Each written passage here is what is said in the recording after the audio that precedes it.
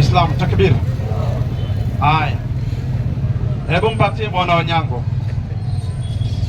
Rafiki yangu, jambo. uko salama? Wema. Nakuuliza hivi. Mimi niko salama, wewe? Niko Nairobi mimi. Niko salama hivi. Niko Nairobi. Nasema hivi. Ndio nauliza uko salama? Niko Nairobi. Kwa hapa hauko Nairobi uko Sili, ndio nauliza uko salama? Niko vizuri. Sasa nasema hivi. Wewe umetuambia Paulo ni mtume, sawa? Mimi nimeuliza swali. Ngoja kidogo. Umetuambia Paulo ni mtume, sawa? Sawa, na nyinyi mkatuambia Paulo si mtume. Haya, sawa, nisikize vizuri tu. Haya. Sisi kuna wale mitume ambao Mwenyezi Mungu ametueleza ndani ya Qur'ani, na kuna wale wametajwa katika hadithi. Safi. Hatuna tatizo na wao. Na kuna wale hawajatajwa. Na kuna wale hawakutajwa. Hamwajui. Nisikize kidogo. Haya. Na mmoja wao katika wale waliotajwa katika Qur'ani ni Yesu. Naam. Tunakubali kwa Yesu ni mtume wa nani?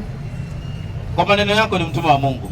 Hata Biblia pia inasema ni wa. Haina shida hiyo. Ndio haina tatizo. Kwa hivyo Yesu ametumwa na nani? Hatuko kwa Yesu, tuko kwa Paulo. Ngoja ndio nakuja huko. Maana ni Paulo. Yesu ametumwa na nani? Na Mungu kwa mujibu wa vitabu vyetu, si ni kweli? Paulo ametumwa na nani? Paulo. Haikuwa swali langu hilo. Alwari, hiyo si swali langu. Unajua mimi naona bado nazunguka Alwari. Naona bado nazunguka huko. Hebu tukubaliane. Sisi ni Waislamu. Sijakataa. Na Qur'ani yetu kuna baadhi ya mitume wametajwa. Wametumwa na Mungu, si ni kweli? Safi. Na moja katika hao ni nani? Yesu, sawa? Ametajwa kwa jina kabisa. Kwa Yesu ametumwa na nani? Na Mungu. Naam. Na tunaamini kabisa Yesu ni mtume wa Mungu kwa sababu Biblia imesema ametoka kwa Mungu, ametumwa na Mungu. Si ni kweli? Kweli. Na Paulo? Lakini kuna Paulo sasa. Paulo ametumwa na nani? Ndio nikauliza ile swali mimi. Sasa si wewe ndio tuambie si ni mtume. Unajua sasa Anwar kidogo hivi. Ukisema fulani ni mtume, hatuna shida. Tunataka kujua ametumwa na nani? Sawa. Paulo ametumwa na nani? Paulo. Kwa hiyo ina maana hujui. Ndio nataka uniambie. Unajua mwalimu aliyetoka amefundisha akasema Paulo si mtume. Sawa Tunataka kujua ni mtume wa nani? Mtume wa nani? Galatia 1:1. Basi wame sina shida. Alafu tunarudi. Alafu swali langu jibu. Sina shida. Swali langu jibu. Soma tu. Yaani unazunguka fence. Soma. Nataka kuchomoka. Swali langu jibu. Soma tu. Sina shida. Soma hiyo. Galatia 1:1 inasema. Tulieni hapa kiasi. Tulieni. Inasema Paulo mtume si mtume wa wanadamu wala kutumwa na mwanadamu bali na Yesu Kristo. Soma andiko. Mpatie. Acha nirudie. Au sirudie, nishasikia mpe. Tumeambiwa Paulo. Haijaisha hiyo. Haijaisha tu, sina shida. Haijaisha. Ngoja kidogo. Naomba asome. Atasoma tu, sina shida. Naomba asome. Ngoja kidogo. Tuliambiwa Paulo ametumwa na nani? Labda arudie andiko. Arudie. Paulo mtume si mtume wa wanadamu wala hakutu kidogo. Andiko limeanza kwa kusema Paulo nani? Mtume. Unakubali? Sina shida, mpe amalize. Sina tatizo, maliza. Mbona hutaki tumalize? Maliza andiko. Inasema si mtume wa wanadamu. Naam. Wala kutumwa na mwanadamu bali na Yesu Kristo na Mungu Baba aliyemfufua kutoka kwa wafu. Haya, mpatie. Tunaambiwa Paulo ametumwa na Yesu Kristo, si ni kweli? Hatuna shida. Na Mungu Baba. Ngoja kidogo. Ili atumwe na Yesu. Kwani walikutania wapi? Mathayo 23:34. Ndio mahali Paulo yuko. Sisi ndio tunapata jibu liko hapo. Ndio mahali Paulo yuko. Wacha tusome. Patia asome, sina shida. 23:34. Mathayo 23:34 inasema. Kumbe Paulo ni mtume wa Yesu, sio wa Mungu. Sasa wanataka kumfanya Yesu awe Mungu, awe anatumana mitume. Ndio ujanja. Yaani ili Yesu awe Mungu lazima awe na mtume kamoja, hata kama ni kamoja. Sasa kamekapata kanaitwa ka Paulo. Hatari. Yaani ili Yesu awe Mungu wanamtafutia mtume. Soma hiyo. Ndipo inasema. Inasemaje? Kwa sababu hiyo angalieni mimi natuma kwenu manabii na wenye hekima na waandishi na wengine wao nyinyi mtawaua na kumsulubisha. Mpe, sina shida hiyo yote. Anwari. Kidogo tulia kidogo. Aya yangu kidogo vile nimetoa. Labda unisikilize hiyo karibu nimetoa. Utaeleza sina shida. Dakika moja tunaomba. Ninakupa. Kuna mafundisho nilisikia na nilikuwa nataka kuradhi lakini hatujaelewana. Na ukatoa andiko katika masala ya nini. Kwa hiyo andiko hakutajwa Paulo. Nisikize kidogo, labda wewe umweke kwa hawaya nafsi yako, hatuna shida nayo. Uliniambia Paulo wakati yuko njiani alisikia sauti ya Bwana Yesu, Bwana Yesu akamtuma. Si ni kweli? Hivyo ndio maandiko. Ni maandiko. Ni maandiko. Lakini katika matendo ya mitume. Kweli kabisa. Na katika maandiko ya Paulo. Kwamba Paulo alikuwa njiani. Si maandiko, matendo haiko andiko na Paulo. Sawa, imeandikwa na mtu yote, sawa, hata kama ni nani. Ni Luka. Yesu yuko njiani. Paulo yuko njiani, akasikia sauti ya Yesu. Sawa, sauti ya Bwana Yesu. Kisha Bwana Yesu kwa hiyo sauti akamtuma Paulo. Si ni kweli? Biblia imesema. Biblia imesema. Sasa wacha tumuulize Mungu kama haya maneno ni kweli. Yesu sauti yake inasikika njiani mpaka anatuma mtu anaitwa Paulo. Mpe sasa. Kabla hujamuuliza. Mpe asome kwanza. Kuna aya nimetoa hapa. Hiyo umetoa, tumemaliza. Yaani inakufa hiyo, nasieleza. Ndio inakufa hivyo. Mpe. Itakufa baadaye, itafufuka. Hii aya ni hatari. Mpe kwanza hiyo. Mpe. Mathayo 12:18. Andiko uliotoa haikutaja Paulo. Unataka kuweka Paulo kwa lazima. Sasa hatutaki ya kuwekwa kwa lazima. Huyu bwana tumekubaliana. Paulo kwa maandishi yake mwenyewe. Luka iliandikwa na Paulo. Hiyo ni kitu ya kawaida. Matendo ya Mitume iliandikwa na Paulo na Luka. Matendo ya Mitume imeandikwa na Paulo na Luka. Sasa anatingisha kichwa. Kichwa itakuuma tu bure. Nasema hivi, kwa maana maneno hayo yameandikwa na Paulo, na Paulo kajishuhudia kwamba alisikia sauti ya Yesu njiani. Sasa soma hiyo maneno. 12:15. Nitakupa ushahidi. Soma hiyo. 12:18 nasema. Mathayo, tazama. Onyango, pole pole tunasoma. Tazama. Mtumishi wangu niliyemteua. Mpe. Mungu anatufundisha, anasema kuna mtumishi wake alimteua. Ni nani? Hajataja. Ni Yesu. Hajatajwa hapo. Mpe arudie. Hiyo ni inarifaa, nitakuonyesha. Haya, mpe arudie, endelea. Mpenda wangu. Moyo wangu uliyempendeza naye. Mpe. Nani huyo?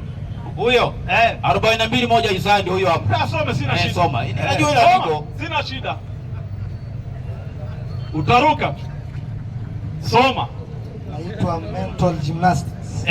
Anataka kuhepa. Msomee Isaya 42:1 nasema. Tazama mtumishi wangu. Naam. Samani kiasi. Tazama mtumishi wangu. Naam. Nimtegemezaye. Mteule wangu. Naam. Ambaye nafsi yangu imependezwa naye. Kwa hiyo katika ile Mathayo Yesu alikuwa anarifaa kwa Isaya. Ndio hii imesomwa hapo. Kwa hivyo mtumishi anayezungumziwa ni nani? Mtumishi hajatajwa. Kwa hivyo mjui jina. Yaani mtumishi hajatajwa. Hapa Mungu anataja mtumishi. Huyu mtumishi ambaye amependezwa na Mungu. Wewe hujui jina na mimi simjui jina. Sawa? Sawa. Mpe sasa. 3:13 Matendo ya Mitume. Tunatafuta jina sasa. 3:15 sasa. Huyu mtumishi wa Mungu tunataka kumjua nani. Soma hiyo. 3:13. Inasemaje? Inasema hivi mwalimu. Naam. Mungu wa Ibrahimu. Mungu wa Ibrahimu. Na wa Isaka.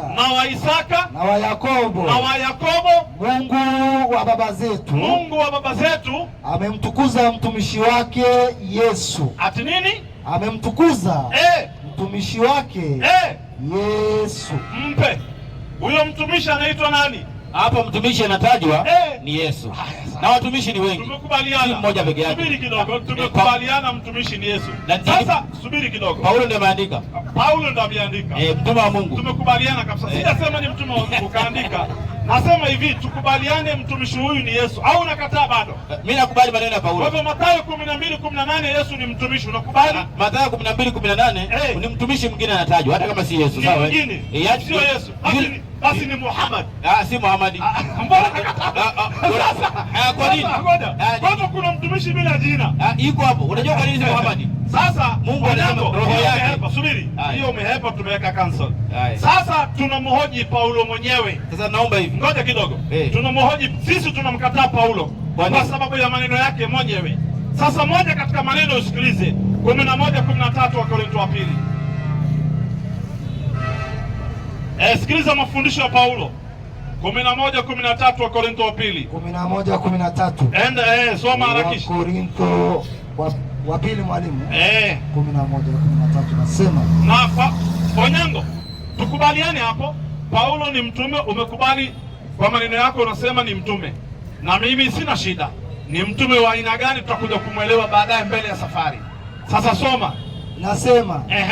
maana watu kama hao, Paulo kuna watu anawazungumzia watu kama hao ni mitume ya uongo, ni mitume wa uongo, watendao kazi kwa hila. Mpe Paulo anatufundisha maneno. Naam. Anasema watu hao ni mitume wa kina nani? Wa uongo, wanafanya kazi kwa hila. Kwa hivyo moja katika alama ya mtume wa uongo, anafanya kazi kwa hila. Mpe sasa. Nishajua mahali unaenda. Ushajua, mpe aendelee sasa. Mpe huko ndo tunaenda. Tushajua sifa ya mtume wa uongo, anafanya kazi kwa hila. Hiyo Wakorintho waliosoma 12:16 sasa. 12:16. Soma sasa. 12:16. Amesema Paulo mwenyewe mitume wa uongo wanafanya kazi kwa hila. Sasa soma hiyo. Amejitega mtego.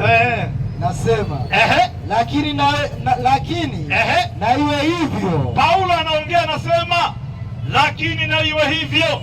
Sikuwalemea. Mimi Paulo sikuwalemea Wakristo. Endelea. Bali kwa kuwa mwerevu. Paulo anasema kwa kuwa mimi nilikuwa mwerevu, naliwapata kwa hila. Mpe. Haina shida. Paulo alitufundisha alama moja ya mitume wa uongo, wanawapata watu kwa kufanya kazi gani? Kwa hila.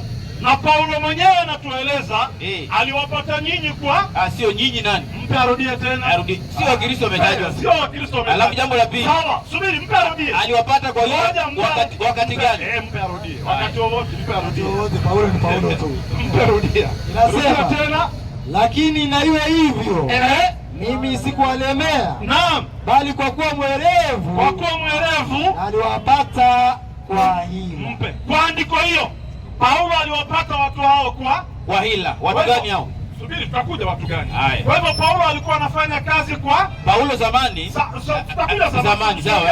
Alikuwa mwizi, alikuwa anaua kwa hila. Sawa. Zamani. Paulo zamani alikuwa anafanya kazi kwa hila. Kwa hivyo zamani alikuwa ni mtume wa hakuwa mtume zamani. Amrudia tena. Hakuwa mtume. Rudia yeye akisema alikuwa mtume. Rudia tena. Anahepa. Na hapo ikitaja tu zamani ndio nipige viboko. Niupige viboko. Lakini na iwe hivyo. Naam. Mimi sikuwalemea. Naam. Bali kwa kuwa mwerevu na aliwapata kwa hila. Mpe. Paulo anasema aliwapata kwa hila. Na mitume wa uongo wanafanya kazi kwa hila. Kwa hivyo yeye Paulo ni mtume wa hiyo, ndio wewe ndo unajaza. Hiyo unajaza. Anaelewa. Sikuelewa. Sasa fanya hivi. Naomba nitoe andiko. Fanya kidogo. Fanya hivi. Ili asiwe mtume wa uongo. Safi. Nipe andiko ngapi? 2. Andiko moja. Moja tu. Moja. Iseme Paulo ni mtume wa ukweli. Paulo wewe yako umeshindwa kutoa. Simetoa bandiko. Mimi nimeuliza swali. Kisha tunaelewana. Haya. 19 ili mtu awe mtume. Nisikize vizuri. Kuna masharti na vigezo. Ili mtu awe mtume, kuna masharti na vigezo. Moja katika masharti na vigezo imewekwa katika dini ya Kiislamu ndio hii. Na akifuzu hili Paulo, akifuzu hili, tutakubali ni mtume wa Mungu. Akifuzu hili. 19:51 Qur'ani. Soma. Abululu, tulia bwana, acha kupiga kelele. 19:51. 19:51 nasema Bismillahirrahmanirrahim. Naam. Namtaje Musa katika kitabu hiki. Namtaje Musa katika kitabu cha Qur'ani. Hakika yeye alikuwa ni mwenye kuchaguliwa. Hakika yeye alikuwa ni mwenye kuchaguliwa. Alikuwa ni mwenye kuchaguliwa na Mwenyezi Mungu. Na alikuwa mtume. Nabii. Unaona sasa, alikuwa mtume nabii. Enda sharhi sasa. Sharhi inasema Rasul maana yake ni mjumbe. Rasul maana yake ni mtume au mjumbe. Na nabii maana yake ni mwenye kutoa habari. Nabii maana yake ni mwenye kutoa habari za siri kutokana na Mwenyezi Mungu. Za siri kutokana na Mwenyezi Mungu. Endelea. Kwa hivyo kila rasul lazima awe nabii. Kila mtume, rasul yani mtume, lazima awe kwanza nabii. Wala si lazima kila nabii kuwa rasul. Lakini si lazima kila nabii kuwa rasul. Lakini ili uwe ni mtume wewe wa Mungu, kwanza unaanza na cheo cha rasul, nabii. Ukishafuzu kuwa nabii, ndio baadaye unakuwa rasul. Lakini unaweza ukabakia kuwa nabii na usifuzu kuwa rasul. Lakini once ukishafika cheo cha rasul, ukawa mtume wa Mungu, lazima ulipitia kuwa nabii. Andiko moja, ndani ya Biblia yako yote mahali nasema Paulo ni nabii wa Mungu, mpe ndio awe rasul, mpe. Umesikia swali? Swali gani unauliza? Nasema hivi kwa mujibu wa Uislamu, ili mtu awe rasul, mtume wa Mungu, anaanza na cheo kinaitwa nabii. Akishakuwa nabii, imesema kuchaguliwa. Nasema hivi, nisikize kidogo, nisikize. Mpe arudie tena shehe. Kuchagua. Mpe arudie tena shehe. Haya mashehe. Hebu mpe arudie huku nisikiza. Ulikuwa na Google. Ulikuwa na Google. Wakati anataka nasomewa, wakati nasoma usisome. Acha hiyo. Rudia tena. Inasema, naam, rasul maana yake ni mjumbe. Rasul yani maana yake ni mtume, yani mjumbe. Na nabii maana yake ni mwenye kutoa. Na nabii, kwa sababu Musa ameitwa yote mbili, ameitwa mtume, nabii. Sasa hii rasul maana yake ni mtume, na nabii maana yake, endelea. Rasul maana yake ni mjumbe. Rasul yani mtume maana yake ni mjumbe. Na nabii maana yake ni mwenye kutoa habari za siri kutokana na Mwenyezi Mungu. Nabii ni yule mwenye anatoa habari za siri kutoka kwa Mwenyezi Mungu. Kwa hivyo sasa sharti ni hii. Kwa hivyo kila rasul, kila mtume wa Mungu, kila rasul lazima awe nabii. Lazima awe nabii kwanza. Anaanza na nabii ndo afuzu kuwa rasul. Endelea. Wala si lazima kila nabii kuwa rasul. Tulia sasa. Ili uitwe mtume kwanza unaanza kuwa nani? Nabii. Nipe andiko moja ndani ya Biblia yako leo na kuwa Mkristo, andiko moja tu iseme Paulo ni nabii wa Mungu, ndiposa awe ni rasul wa nani? Wa Mungu. Andiko moja tu kwa Biblia yako yote, kuanzia Genesis mpaka Malakai, kuanzia Mathayo mpaka Ufunuo Yohana, andiko moja inasema Paulo ni nabii wa Mungu, mpe. Toa. Tumetoa mengi, wewe usikilize. Wewe hujasikiliza. Alafu hii ni hadithi ya Qur'an. Waislamu toa sitoe. Toa inasema Paulo ni nabii wa Mungu, toa. Wewe swali lako lishindwa kutoa. Toa kwanza. Jibu wewe hukutoa. Waislamu toa sitoe. Toa andiko Paulo ni nabii wa Mungu. Galatia moja rudia. Kasome sema ni nabii wa Mungu. Alafu swali langu hujajibu. Kasome, sina shida. Wapi aya? Paulo si mtu mmoja toa. Hiyo hujatoa. Sina shida, mkasome. Sina shida. Nimekwambia toa andiko moja, Paulo ni nabii wa Mungu, ndiposa awe nani? Rasul. Kwanza uwezi ruka cheo ukawa rasul. Zamani katika constitution ya Kenya, you cannot be the president of Kenya unless first unakuwa MP, ndio baadaye unafai kuwa president. Constitution, all the constitution ilikuwa ni sheria, mtu kwanza awe ni mbunge, ndio baadaye awe nani? Rais. Unaweza ukawania ubunge, kisha ukishapita ndio baadaye, kusubiri nimalize, ndio baadaye uwanie urais. Sasa kwa mujibu wa Uislamu, ili mtu aitwe rasul ni cheo kubwa sana. Hiyo ni cheo kubwa sana. Mtu hawezi kuwa rasul, hawezi itwa mtume wa Mungu. Kwanza anaanza kuwa nabii, ndiyo baadaye anakuwa rasul. Akishindwa kuwa nabii, maana yake hata hiyo rasul hawezi pata, labda aone kwa view. Sasa unanisikia vizuri Hawezi. Sasa soma iseme Paulo ni nabii wa Mungu. Acha nianze pale juu. Soma baba. Waraka wa Paulo. Hii ni maandishi ya Paulo. Waraka wa Paulo mtume kwa Wagalatia. Haya, sina shida. Yeye mwenyewe anajisemea. Sina shida. Paulo anajisemea, sina tatizo. Paulo. Tulia. Ili Paulo ajisemee yeye ni mtume, nipe andiko moja kabla yeye kufika kuwa mtume wa Mungu. Andiko gani katika Biblia aliwahi kuwa nabii hata kwa bahati mbaya? Inasema Paulo nabii wa Mungu, mpe. Bwana kidogo Anwari. Unajua ile swali unalouliza ni la ajabu. Unajua kwa nini la ajabu? Kabisa. Maana hawa manabii wote kwenye Qur'ani, hakuna nabii ambaye Mungu anambia kwanza kuwa nabii ndio uwe mtume. Wote walikuwa nabii, tena walikuwa mtume. Wote. Nasema hivi. Kidogo. Msubiri nimalize. Nasema hivi. Na nimekupa fiqh ya Kiislamu. Nimekueleza haki ya Uislamu. Na katika wale waliotajwa katika Qur'ani, wale 25, wote walikuwa ni manabii na Mwenyezi Mungu akawapandisha cheo wakawa ni rasul. Wote. Hakuna mmoja hajawahi kuwa nabii. Ndio maana tunaita Adam nabii wa Mungu, ndio maana tunaita Idris nabii wa Mungu, ndio maana tunaita Nuh nabii wa Mungu, ndio maana tunaita Musa nabii wa Mungu. Nini maana nabii? Subiri. Nabii ni cheo kwanza, unapata ufunuo, wahi, maneno ya siri. Nisikize kidogo, ilham, maneno ya siri kutoka kwa Mungu. Lakini hukupewa jukumu la kuenda kuwatangazia watu. Nisikize vizuri, jukumu ya yeye kusimama kuenda kuwatangazia watu hujapewa. Ukishapewa hiyo jukumu ya kuwatangazia watu, ndio unaitwa rasul. Rasul ni mtu ambaye amepewa jukumu ya kuenda kwa watu na kuwaelezea maneno ya Mungu. Anaweza kuwa na kitabu au asiwe na kitabu, lakini ashaamrishwa aende kwa watu. Lakini kabla aende kwa watu, kwanza anapokea wahi. ya kumuongoza yeye mwenyewe kama nabii. Akishapata yake ndo aende kwa watu. Mimi sikatai. Subiri kidogo. Sasa nabii ndo anaanza kuwa nabii, kisha baadaye Mungu anamtuma kwa watu, anakuwa rasul. Huwezi anza moja kwa moja kwa rasul bila kupitia kuwa nabii, bila kupata siri kutoka kwa Mungu. Sawa, subiri nimalize. Sasa nipe andiko moja ndani ya Biblia Paulo anaambiwa Paulo ni nabii wa Mungu. Kama iko usinipotezee time. Mimi sipotezi hivi.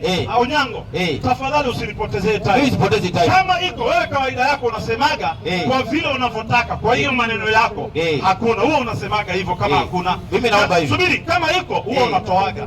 Mimi swali yangu ni very simple. Na nakupa mpaka simu iPhone. Na sio ulishinda kutoa. Subiri kidogo. Nakupa mpaka simu iPhone. Kama hukutoa. Nasema hivi, nakupa simu mpaka iPhone. Na nakupa kitu yote unayotaka. Nasema hivi, mpaka funguo ya gari nakupa. Nasema hivi, acha maneno mengi. Nasema hivi, narudi na kuahidi. Nipe andiko moja tu ndani ya Biblia yako tu. Kama hakuna sema hakuna. Nataka iseme hivi. Paulo ni nabii wa Mungu. Hata Paulo mwenyewe ajisemee. Mimi nasema hivi Anuari. Iko ama hakuna? Subiri kwanza. Hiyo maneno iko ama hakuna? Vile unataka hakuna wewe. Ati nini hakuna? Vile unavyotaka wewe. Nini hakuna? Lakini Paulo ni mtume kidogo. Nini hakuna? Ile ambayo hakuna ni ile kusema lazima uwe nabii ndio vitabu hakuna. Hiyo hakuna. Nasema hivi. Sijasema lazima uwe. Nipe andiko ngapi? Mbona unadai kwa Paulo lazima? Andiko ngapi? Moja. Inasema Paulo ni nabii. Iko. Kwani nabii na mtume tofauti? Nasema hivi, iko andiko yoyote ndani ya Biblia? Tumetoa nyingi. Moja ya kusema Paulo ni nabii iko. Galatia 1:1 soma. Inasema Paulo ni nabii. Soma bwana. Nasema nabii. Sijauliza kuhusu mtume. Kwani mtume maana yake nini? Mtume mpe arudie tena Qur'ani. Ngoja na arudie tena kwa Biblia. Anuari. Mpe arudie. Mada ya leo nasema hivi. Paulo yuko kwa Qur'ani. Mpe arudie. Rudia tena Qur'ani. Wewe ulikimbia kwa Katiri, wacha tukimbize kwa Qur'ani. Rudia tena. Nasema Rasul maana yake ni mjumbe. Na nabii maana yake ni mwenye kutoa habari za siri. Tulia, endelea. Habari za siri kutokana na Mwenyezi Mungu. Endelea. Kwa hivyo kila rasul, lazima kila mtu anaitwa mtume. Rasul lazima awe nabii. Tulia. Nataka tu andiko moja ili afuzu kuwa rasul wa Allah. Andiko moja ndani ya Biblia inasema Paulo ni nabii. Iko ama hakuna? Hiyo si lazima. Mungu hajasema hakuna. Si lazima yaandike. Tarudie tena. Si lazima. Tarudie. Hii ni maelezo ya mtu. Tarudie. Ni lazima maelezo linakimbilianga. Unakimbilianga. Rudia tena. Kila mtume kila rasul. Kila rasul. Soma hapa, kila rasul lazima. Kwa hivyo kila rasul lazima awe nabii. Lazima ama ni option? Lazima. Onyango, nasema hivi ili tuwe fair. Mimi naomba hivi. Tutakuwa fair. Tusikae kwa ile swali moja. Nasema tusikae kwa swali moja. Waislamu takbir. Bwana itakuwa ubishi. Sasa ili tusikae hapo. Wacha tupeane mwingine. Nasema hivi. Iko andiko ya kusema Paulo ni nabii wa Mungu ama hakuna? Tushapata Paulo ni mtume. Nabii iko ama hakuna? Hiyo nabii unataka wewe iandike vile unataka. Lakini mtume. Hiyo nimemaliza sasa. Ushamaliza. Swali ya pili. Kabla swali la pili. Dakika moja. Subiri kidogo. Kwa kuwa tumekubaliana hakuna mahali inasema Paulo ni nabii na mtume. Je, subiri kidogo. Hiyo nyingine pia rudia pili. Rudia kidogo. Ya pili ndo narudia. Je, kuna andiko yoyote ndani ya Biblia Mungu anasema Paulo ni mtume wangu? Iko. Mungu anasema Paulo ni mtume wangu. Iko. Galatia 1:1. Rudia tena. Na nakupa maandiko. Naomba utulie, alafu kidogo tulia. Sina shida. Unajua unipe nafasi kuongea. Sina shida. Swali langu la kwanza lilikuwa aya Paulo si mtume. Hata kwenye bango huko toa. Umezunguka aya Mungu anasema Paulo ni mtume wangu. Soma hiyo Galatia 1:1. Soma Galatia 1:1. Waraka wa Paulo mtume kwa Wagalatia. Soma hapo Galatia 1:1. Paulo mtume si mtume wa wanadamu. Wala kutumwa wala mwanadamu. Bali na Yesu Kristo. Na Mungu Baba aliyemfufua kutoka kwa wafu. Tulia kidogo. Tulia kidogo, andiko ni langu. Ani yako naomba tulia. Mimi nini? Tulia kidogo, andiko ni langu. Biblia inasema andiko ni langu. Tafadhali naomba Sina shida. Paulo anasema, Biblia inasema Paulo mtume kwanza si mtume wa wanadamu wala kutumwa na mwanadamu, bali na Mungu Baba na Yesu Kristo aliyemfufua katika wafu. Kwa Bwana Anuari. Kwa hivyo, subiri kidogo. Nakupa nafasi. Kwa mujibu wa hii aya Anuari. Sawa wale mtuma Paulo ni nani? Mpe arudie. Haya. Rudi juu. Waraka wa Paulo mtume. Waraka wa Mungu wewe. Hii ni wa Mungu. Labda nataka rudia tena. Waraka wa Paulo mtume wa Paulo mtume kwa Wagalatia. Au waraka wa Mungu wewe? Hapana. Kumbe ni waraka wa Paulo, yeye anaandika mwenyewe, anasema hili yake. Sasa subiri, mimi sijauliza ni wapi Paulo anasema Paulo ni mtume wa Mungu, sijauliza hiyo. Kama ningeuliza ni wapi Paulo anasema Paulo ni mtume wa Mungu, hiyo ingefanya kazi. Sijauliza hiyo, nauliza ni wapi Mungu anasema Paulo ni mtume wangu. Iko hakuna hiyo, hata kwa Muhammad upati. Wacha na Muhammad, iko kwa Paulo. Nasema hivi, liko kwa Paulo, siko kwa Muhammad. Kwa Muhammad taenda kesho. Je, kwenye Biblia kuna mahali popote Mungu anasema Paulo ni mtume wangu? Matendo 22:8. Sasa sina shida. Mungu anasema, sikiliza habari. Sina shida. Sina shida. Mimi nataka mahali Paulo anasema, Mungu anasema Paulo ni mtume wangu. Hiyo wapi? Hakuna. Hakuna mahali Mungu alisema Paulo ni mtume wangu. Hakuna mahali Mungu alisema Paulo ni nabii wangu, na bado Wakristo wanaamini ni mtume wa Mungu huyu. Hakuna, nowhere. Lakini ukija katika Qur'ani, Allah anasema innaka laminal mursalin. Anza Yasin wal Qur'anil hakim, kisha innaka laminal mursalin. Nani anasema? Allah anamwambia Muhammad, innaka wewe Muhammad laminal mursalin, ni katika wale mitume wangu niliowatuma. Tulia sasa, tayari tushapata wapi aya ndani ya Biblia Mungu anamwambia Paulo innaka laminal mursalin. Paulo sasa, sio Muhammad. Muhammad iko alayhi salatu wasalam, iko, lakini katika Biblia yako wapi Mungu anasema, anamwambia ya Paul innaka laminal mursalin? Leta hiyo sasa. Leta hiyo. Hiyo hakuna. It's not in the Bible. Nowhere to be seen. Paulo ni mzungu kutoka Italy. Kidogo, kwanza umekosea historia hii. Paulo si mzungu. Wewe. Paulo si mzungu. Paulo ni mzungu Mrumi tena. Atoa andiko. Italiano ndio 26. Yaani wewe unataka 26. Nini? Matendo ya Mitume. Paulo ni mzungu. Unibatize leo, toa. Sawa, soma hiyo. 24 ngapi Matendo? 22 26. 22 26 inasema yule akida aliposikia akaenda, naam, akamwarifu yule jemedari. Enda 27. 27 nasema jemedari akaja akamuuliza niambie. Anaulizwa Paulo, niambie. Huu Mrumi? Wewe ni Mrumi huko uzunguni. Endelea. Huu Mrumi? Akasema ndio. Endelea sasa, akasema ndio. Jemedari akajibu mimi nalipata wenyeji huu kwa mali nyingi. Jemedari akasema nilipata wenyeji huu wa kuwa mzungu kwa mali nyingi. Paulo akasema ati nini? Paulo akasema mimi ni Mrumi. Paulo anasema mimi ni Mrumi. Wa kuzaliwa. Tulia kidogo, tulia. Mrumi ni Italy, Rome. Wale ni wazungu, si wazungu. Sasa neno Mrumi weka mzungu. Soma tena. Mimi Paulo inasema mimi Paulo. Paulo akasema. Akasemaje? Paulo akasemaje? Mimi na mimi ni Mrumi. Mzungu weka. Na mimi ni mimi na mimi ni mzungu wa kuzaliwa. Unachekesha sana. Warumi ni wazungu. Warumi ni wazungu. Si wa China. Nasema hivi. Hata wa China si wazungu. Nasema hivi. Sawa hata Mjerumani si mzungu. Nasema uelewe hiyo. Nasema hivi. Spanish. Waislamu takbir. Kwani Italy sio European? Ni Waropa hao. Ni wazungu. European nation hizo. Ukitaja European nations, Italy iko ama hakuna? Wote ni wazungu, si wazungu? Wazungu. Paulo ni mzungu. Tangu lini mtume wa Mungu atoke Italy? Tangu lini? Kuna mtume kutoka Italy? Mtu mzungu. Wao wanatuambia hivyo.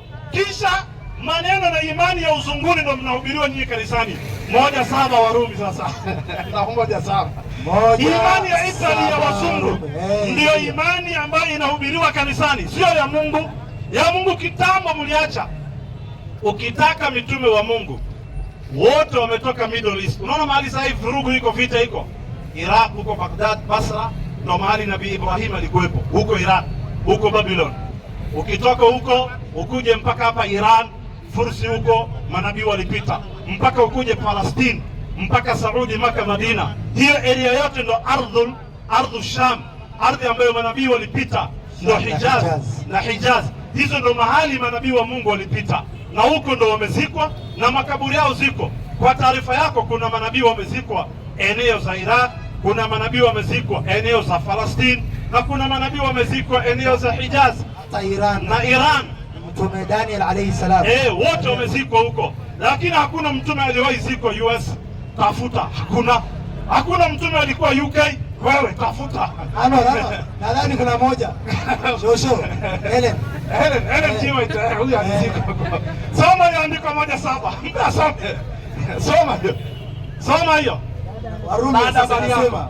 Soma hiyo. Warumi 1:7. Inasemaje 1:7? Kwa wote walioko Rumi. Wewe sikiliza, kwa wote walioko Italy huko uzunguni. Kwa wote walioko Rumi. Wapendao na Mungu. Paulo anasema nyinyi mmependwa na Mungu. Ni maneno ya Paulo. Endelea. Walioitwa kuwa watakatifu. Ati watu wazunguni waliitwa watakatifu. Neema na iwe kwenu na amani. Paulo mzungu anawasifu wazungu wenzake, anawaambia neema na amani iwe kwenu itokayo kwa Mungu Baba yetu. Endelea. Na kwa Bwana Yesu Kristo. Endelea. Kwanza namshukuru Mungu wangu katika Yesu Kristo. Endelea. Kwa ajili yenu nyote mlioko Italy, mlioko Roma, kwa kuwa imani ya uzunguni ya Roma inahubiriwa katika dunia nzima. Kwa hivyo imani ya Kikristo ni imani ya uzunguni, sio ya manabii. Ukitaka ya manabii, kuja katika Uislamu. Uislamu ndio dini ya manabii. Ukristo ni dini ya wazungu, ni kampuni ya wazungu. Uislamu ni dini ya manabii. Hiyo ndio tofauti baina yetu na baina yenu. Yetu ni ya maambia, yenu ni ya wazungu. Next. Nani mwenye swali wa pili? Waraka bin Nawfal alikuwa mzungu. Haya, sawa, tutakuja kwake. Waraka bin Nawfal alikuwa Arab. Waraka bin Nawfal hakuwa mtume. Angalia huyu mtume. Waraka alikuwa mtume. Swali rahisi. Atulia. Waefeso 1. Wewe ushauliza wewe. Waefeso 1. Wewe ushauliza. Waefeso 1. Wewe ushauliza. Mpe mchungaji. Mpe mzee wa mwisho huko. Mzee Innocent. Waislamu takbir. Kisha nani angependa kuwa Muislamu? Niwaone. Dada yangu, habari yako? Ungependa kuwa Muislamu? Ungependa kujoin? Uwe pamoja na sisi. Uwe Muislamu. Watu wote hapa ni Waislamu. Kwa hivyo ndio imani ya manabii na mitume. Unaonaje ujoin uwe Muislamu? Una swali ya kuuliza? Uko na any question? Una swali? Sio sahihi. Na kusilimu? Bado. Haya, anasikiliza, asikilize inshallah. Allah muongoze. Semeni amin. Haya, mpatie mzee aulize swali. Mzee wangu, habari yako? Salama. Unaitwa nani? Naitwa Fredrick Otieno. Fredrick Otieno. Yes. Unaonaje uwe Muislamu? Mimi bila naona. Hata saa hii nimetoka kanisani. Naam. Hata saa hii nimetoka kanisani. Naam. Niliraukia hapo asubuhi sana. Naam. Mungu amekuleta hapa. Watu wanalipwa pesa. Huko kanisani. Ndio waseme ati sijui wanatolewa mashindani. Nikaona watu watatu kule kanisani. Kanisa, niseme hiyo kanisa. Sema tena shida. Acha tuficha. Usiseme. Naweza sema. Kumbe huko kanisani ndo corruption. Wale wamelipwa pesa. Kwa hivyo uongo uko huko. Sasa mzee wangu.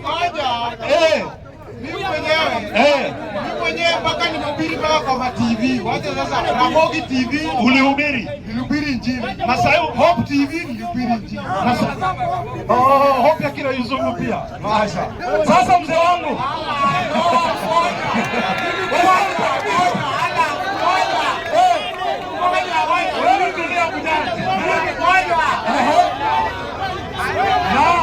Endelea mzee wangu. Naam. Si uongo. Sasa mzee wangu nasema hivi, wachana huyo, nasema hivi. Mzee wangu, kwa kuwa umejua ukweli. Hebu tulieni. Ongea kwa sauti. Kwa kuwa umejua ukweli. Oya, tulieni kiasi. Hebu tulieni kwa muda mtulio. Halo. Shida ni bila nisema Hope TV. Hiyo ni mguzo msimani. Tulieni. Mzee, fanya hivi, kuja mbele kidogo. Kumpatie microphone. Kuja mbele kidogo. Kuja mbele kidogo. Haya, weka kiti hapo, kile hapo. Haya, sasa ongea sasa. Tupatie mic. Sasa atoboe sasa. Sipatie mic. Hebu kwanza sauti ya mwenyekiti naombeni. Sikiliza sauti kubwa. Tulieni. Hata kama kanisa. Waislamu takbir. Kisha baadaye usije kuelewa. Mzee wangu, kwa kuwa umejua ukweli. Nasema hivi, ushajua ukweli? Nishajua ukweli mimi. Na uko tayari kujiunga na Uislamu? Mimi mwenyewe nilikuwa pastor. Kwa hivyo ushajua ukweli. Uko tayari kujiunga? Abu Jahal, usiponyamaza na kupiga marufuku. Nyamaza kimya huko. Nasema hivi mzee wangu, kwa kuwa ushajua ukweli na umeona kule ni uongo na umeshajua uongo wao, na sisi ni Waislamu na tunakukaribisha. Wangapi wanamkaribisha mzee wetu katika Uislamu? Haya, takbir. Tulieni. Hao watu wote wamefurahi kwa vile umesema ukweli. Unaonaje ujiunge na Uislamu? Uko tayari? Niko tayari. Kabisa. Waislamu takbir. Haya, chukua microphone uko nayo, onyesha moja kidole ya kulia. Hiyo weka chini. Haya. Onyesha moja kabisa. Sema maneno yafuatayo, sawa? Unaingia katika Uislamu na ukakaribisha Uislamu. Waislamu takbir. Galka wuxuu dhahay waxaad sheegaysid waa run. Aniga kaniisada ka imaaday baadiriyan ahay, diintaasi waan aadin jiray. Ramogi TV ayaa diinta ka naadin jiray. Waxaad sheegaysid oo dhan waa run. Gaaladu been bay meesha ku hayaan, diyaaran ahay inaan muslim. Mashaallah. Haya, nilikuwa nawaeleza kwa Kisomali ili waelewe. Sema maneno yafuatayo. Sema ashhadu an la ilaha la ilaha illa lahu wa ashhadu anna Muhammad Rasulullahi. Sema nimekubali kwa moyo na kutamka kwa ulimi bila ya kulazimishwa ya kwamba hakuna Mungu apasaye kuabudiwa kwa haki isipokuwa Mwenyezi Mungu mmoja tu. Na nimeamini ya kwamba Muhammad ni mtume wa Mungu. Na nimeamini ya kwamba Isa Yesu ni mtume nabii wa Mungu. Bas, Waislamu takbir. Ushakuwa Muislamu. Waislamu takbir. Ungependa jina gani ya Kiislamu? Ismail. Waislamu takbir. Anaitwa Ismail. Sasa simama kidogo, waambie wale wa Kristo wachungaji bye bye. Waambie bye bye. Waambie bye bye. Waambie bye bye. Waislamu takbir. Haya, njoo nifanyie dua moja. Njoo haya. Sema Abu Jahal bye bye. Haya, kuja upande.